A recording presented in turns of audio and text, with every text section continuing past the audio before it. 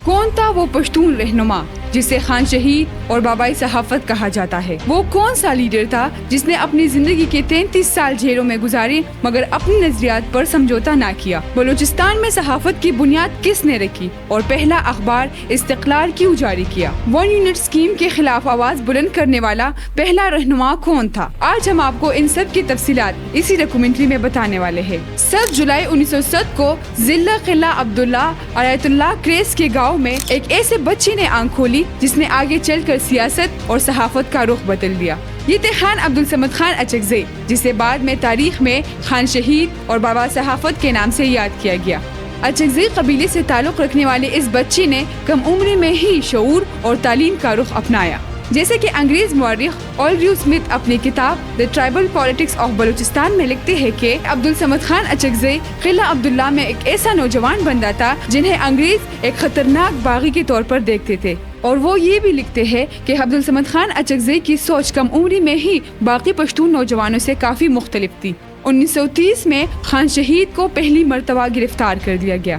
جب انہوں نے برطانوی راج کے خلاف عوام میں بیداری پیدا کرنا شروع کی تو انہوں نے انجمن وطن کے نام سے پشتون اور بلوچوں کے لیے ایک پلیٹ فارم بنایا، جو بعد میں انگریز کے خلاف ایک پرامن جدوجہد کی علامت بن گئی۔ اسی دور میں خان عبدالصمد خان اچکزئی نے عوام میں یہ شعور پھیلایا کہ تعلیم اور سیاسی شعور کے بغیر آزادی ممکن نہیں۔ خان شہید نے اپنی زندگی کی تقریباً 33 سال جیلوں میں گزارے۔ انگریز دور سے لے کر پاکستان کے اندرونی سیاسی بحران تک انہیں بار بار قید کر لیا گیا، جیسے کہ وہ اپنی کتاب زماجوند اوزیار میں لکھتے ہیں کہ میرے زندگی کا آدھا حصہ جیلوں میں گزرا، لیکن میں اپنی دھرتی، عوام اور ایمان سے پیچھے نہ ہٹا۔ 1938 میں انہوں نے بلوچستان میں پہلا اخبار استقلال جاری کر دیا، جو عوامی بیداری اور انگریز کے خلاف آواز کا ذریعہ تھا۔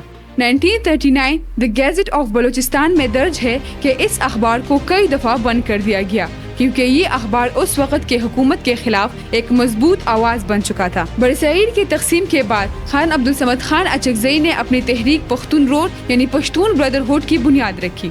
وہ متحدہ ہندوستان کے حامی تھے، لیکن پاکستان بننے کے بعد انہوں نے وفاق میں رہ کر پشتونوں کے حق کے لیے آواز بلند کیا۔ وہ پاکستان میں ایک مضبوط فیڈریشن کے حامی تھے جہاں پر ہر صوبے کو اور قوم کو برابر کی نمائندگی ملے۔ انہوں نے بلوچستان میں 1 مین 1 یونٹ کے اصول کے لیے بھرپور جدوجہد کی، جس سے وہاں کے سرمایہ دارانہ اور جاگیردارانہ نظام کو بھرپور چیلنج ملا۔ 1955 میں 1 یونٹ اسکیم کے تحت مغربی پاکستان کے تمام صوبے یکجا کر دیے گئے۔ اس فیصلے کی مخالفین میں خان عبدالصمد خان اچکزئی بھی شامل تھے، کیونکہ یہ پشتونوں اور بلوچوں کے صوبائی خود مختاری کو ختم کرنے کا منصوبہ تھا۔ وہ نیشنل عوامی پارٹی کے ذریعے اس فیصلے کے خلاف آواز بلند کرتے رہے اور عوام کو بتایا کہ 1 یونٹ دراصل پنجاب کے سیاسی غلبے کو مستحکم کرنے کا حلبہ ہے۔ انہوں نے پشتون خواتین کے تعلیم پر زور دیا اور اپنی بیٹی کو بھی مردانہ اسکول بھیجا۔